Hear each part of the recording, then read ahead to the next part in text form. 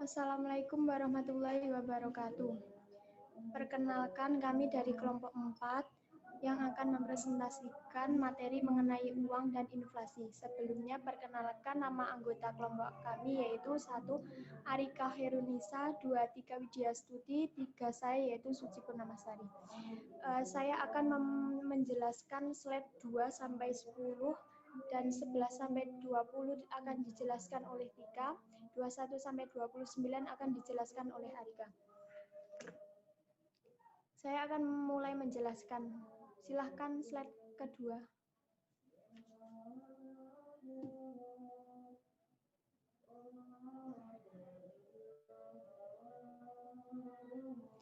Apakah itu uang? Uang adalah persediaan aset yang bisa digunakan untuk transaksi yang merupakan salah satu jenis kekayaan.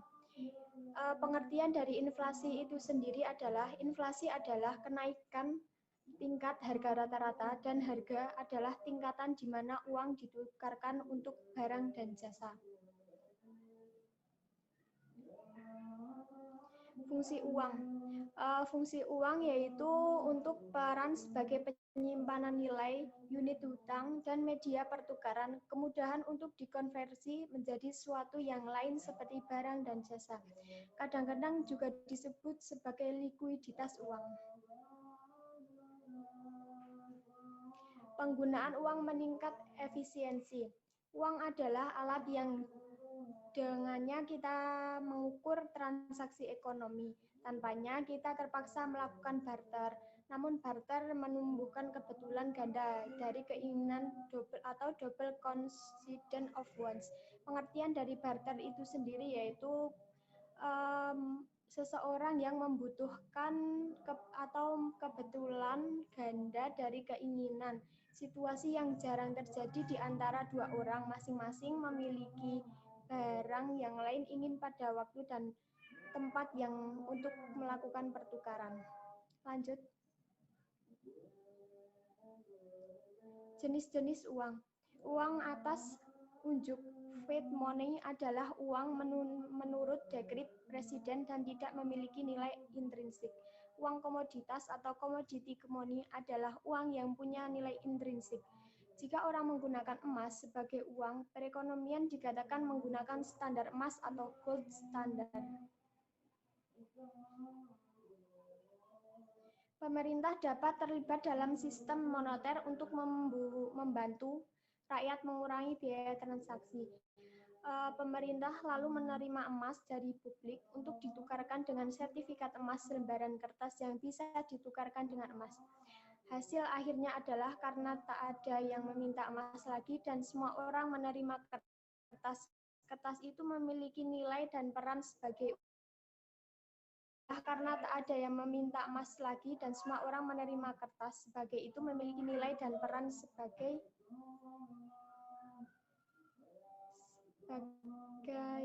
nilai plus. Lanjut. Lanjut slide berikutnya.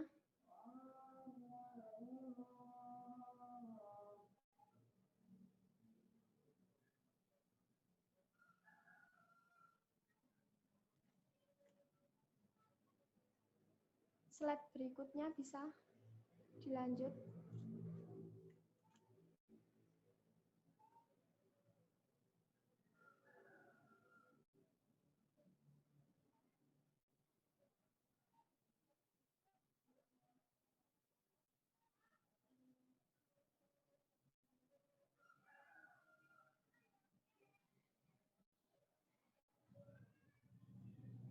Jumlah uang beredar dibanding kebijakan moneter. Jumlah uang beredar atau money supply adalah jumlah uang yang tersedia atau kontrol atas jumlah uang beredar disebut kebijakan moneter atau monetary policy. Di Amerika Serikat, kebijakan moneter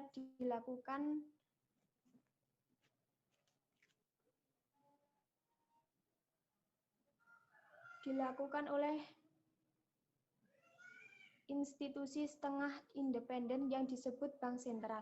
Bank sentral di Amerika Serikat disebut Federal Reserve atau Fed. Lanjut slide berikutnya. Operasi pasar terbuka, pembelian dan penjualan obligasi pemerintah.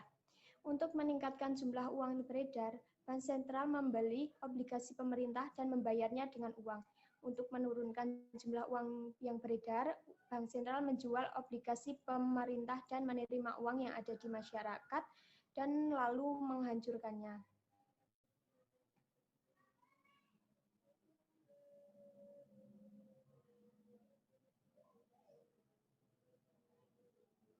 Slide berikutnya. Bank Sentral mengendalikan jumlah uang beredar dalam 3 cara, yaitu 1. Melakukan operasi pasar terbuka atau membeli dan menjual obligasi pemerintah. 2. Mengubah persyaratan cadangan atau tidak pernah benar-benar digunakan. 3. Menggunakan diskonto yang bank-bank anggota atau memenuhi persyaratan cadangan bayar untuk meminjam dari Bank Sentral. Lanjut.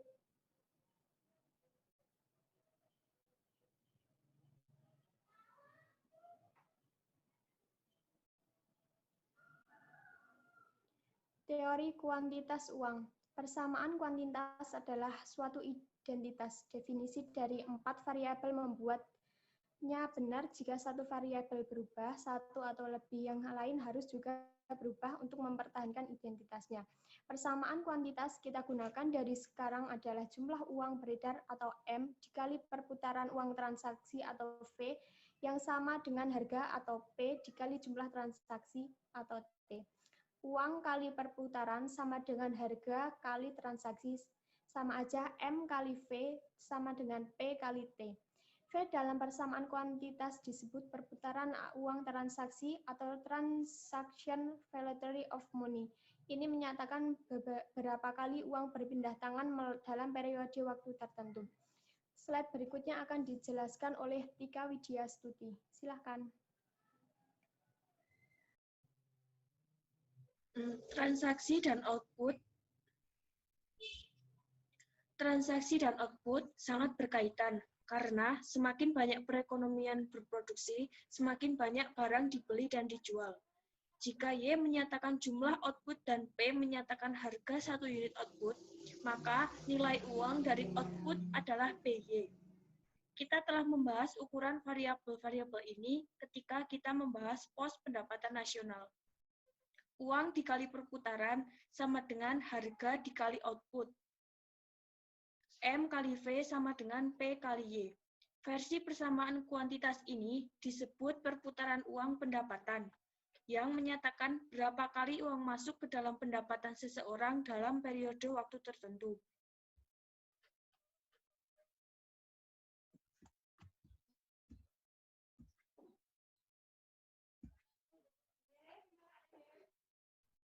Fungsi permintaan uang.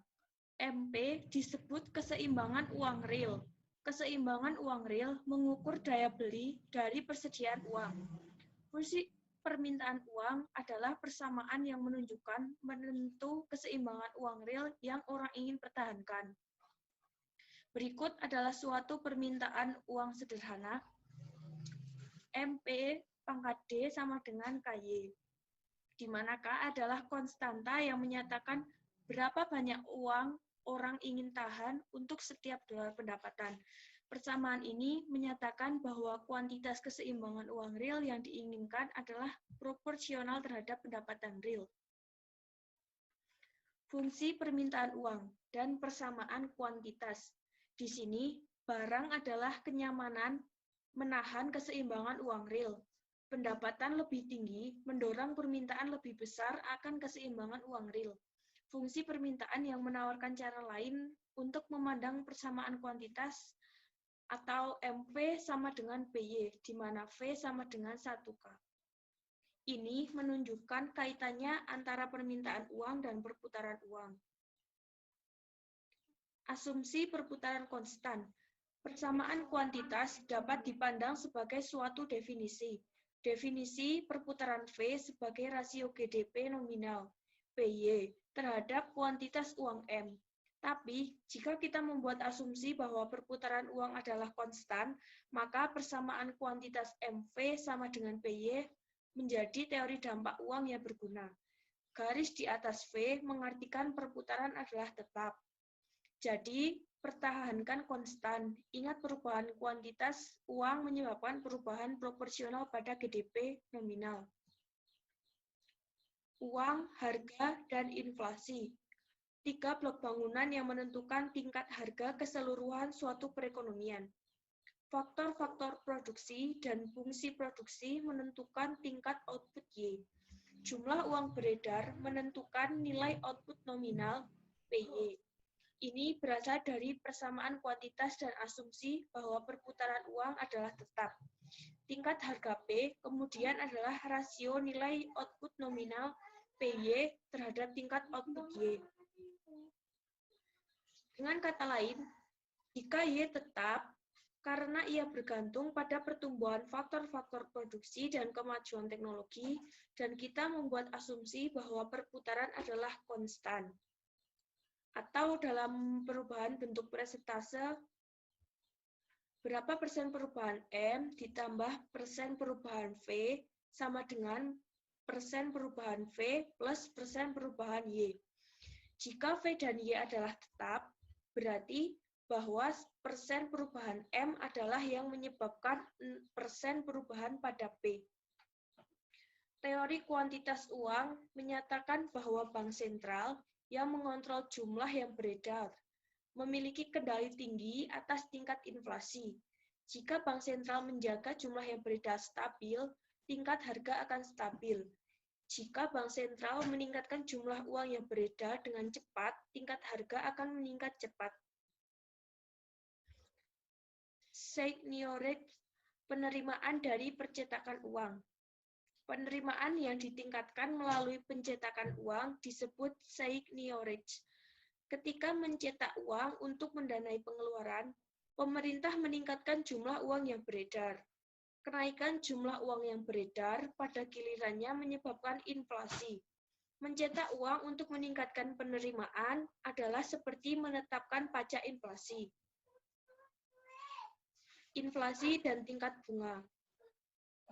Tingkat bunga real dan nominal, para ekonom menyebut tingkat bunga yang bank bayar sebagai tingkat bunga nominal dan kenaikan daya beli Anda sebagai tingkat bunga real. R sama dengan I min P.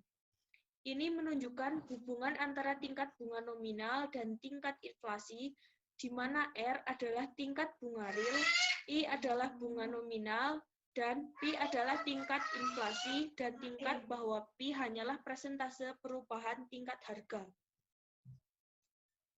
Efek Fisher. Fisher equation merupakan perbedaan antara tingkat bunga real dan nominal. Persamaan Fisher, I sama dengan R plus P, di mana hubungan 1 untuk 1 antara tingkat bunga nominal disebut efek Fisher. Ini menunjukkan bahwa nominal dapat berubah karena dua hal, karena tingkat bunga real berubah atau karena tingkat inflasi. Untuk selanjutnya, materi akan disampaikan oleh Arika.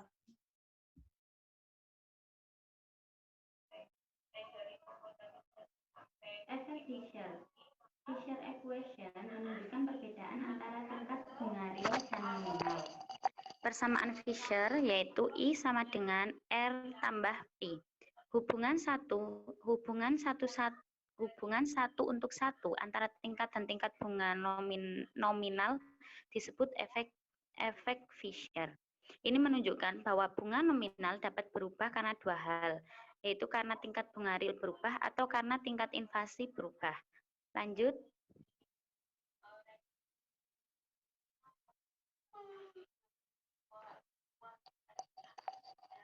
Mbak Tika lanjut.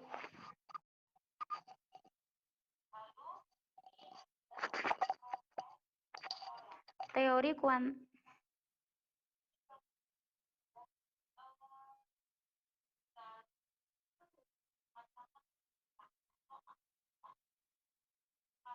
yang bawahnya lagi.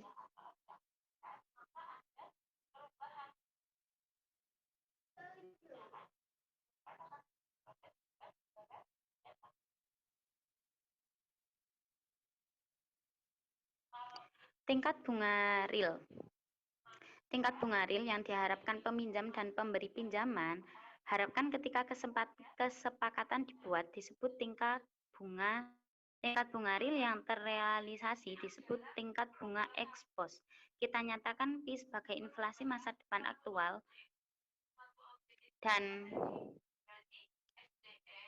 dan P pangkat itu sebagai ekspektasi terhadap inflasi masa depan. Tingkat bunga real XN adalah I sama I min P pangkat dan tingkat bunga real ex post adalah I min P. Dua tingkat bunga real berbeda ketika inflasi aktual P berbeda dari inflasi yang diharapkan. Yang jelas, tingkat bunga nominal tak bisa sesuai dengan inflasi aktual, karena inflasi aktual tak diketahui ketika tingkat bunga nominal tersebut ditetapkan. Tingkat bunga nominal hanya bisa disesuaikan dengan inflasi yang diharapkan. Lanjut.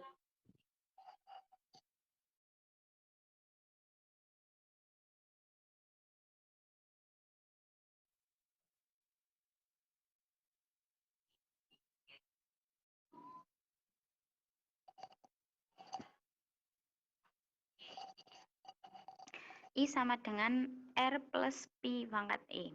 Tingkat bunga real XN R ditentukan oleh ekuilibrium di pasar barang dan jasa, seperti dijelaskan oleh model pada bab 3.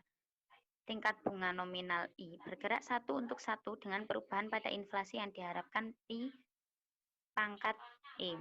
Lanjut.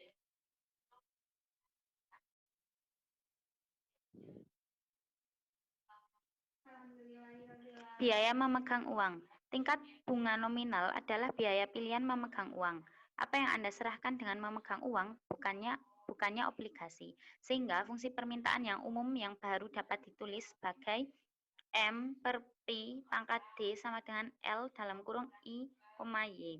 Persamaan ini menyatakan bahwa permintaan likuiditas keseimbangan uang real adalah fungsi dari pendapatan atau Y dan tingkat bunga nominal atau I. Semakin tinggi tingkat pendapatan, maka semakin besar permintaan untuk keseimbangan uang real.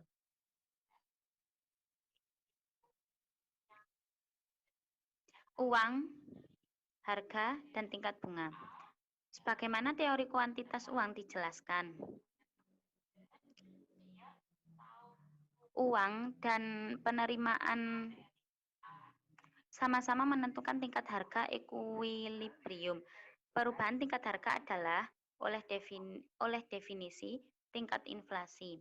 Inflasi lalu mempengaruhi tingkat bunga nominal melalui efek Fisher. Tapi sekarang karena tingkat bunga nominal adalah biaya memegang uang, tingkat bunga nominal mengumpan balik kepada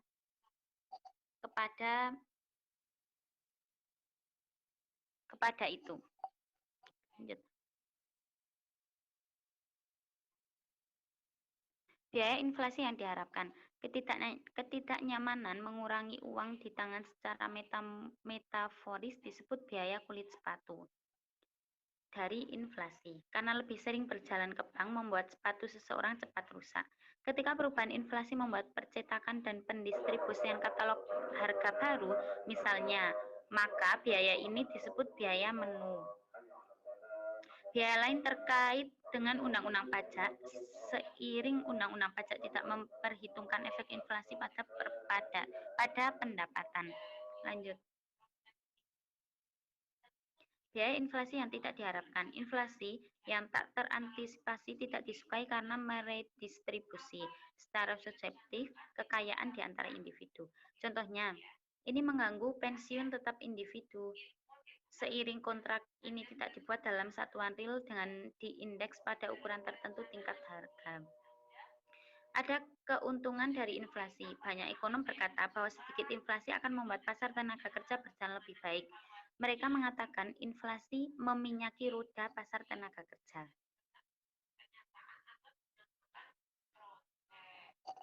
Lanjut.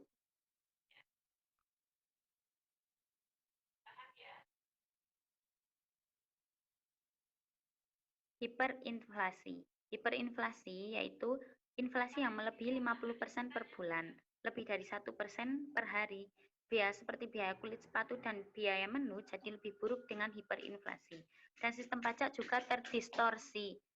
Kemudian ketika biaya jadi terlalu besar, Dengan hiperinflasi, uang kehilangan perannya sebagai penyimpanan nilai, unit hitung dan media pertukaran. Barter atau penggunaan uang komoditas menjadi biasa.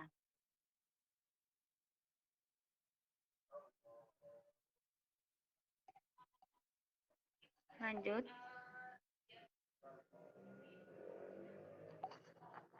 Dikotomi klasik. Para ekonom menyebut pemisahan determinan variabel real dan nominal dikotomi klasik atau classical dikotomi. Penyederhanaan teori ekonomi ini menyatakan perubahan jumlah uang beredar tak mempengaruhi variabel real. Ketidakrelevanan uang untuk real ini disebut neutrality monetary neutrality. Untuk belajar isu-isu jangka panjang, netralitas moneter mendekati benar. Sekian presentasi dari kelompok kami. Apabila ada kekurangannya mohon maaf. Wassalamualaikum warahmatullahi wabarakatuh.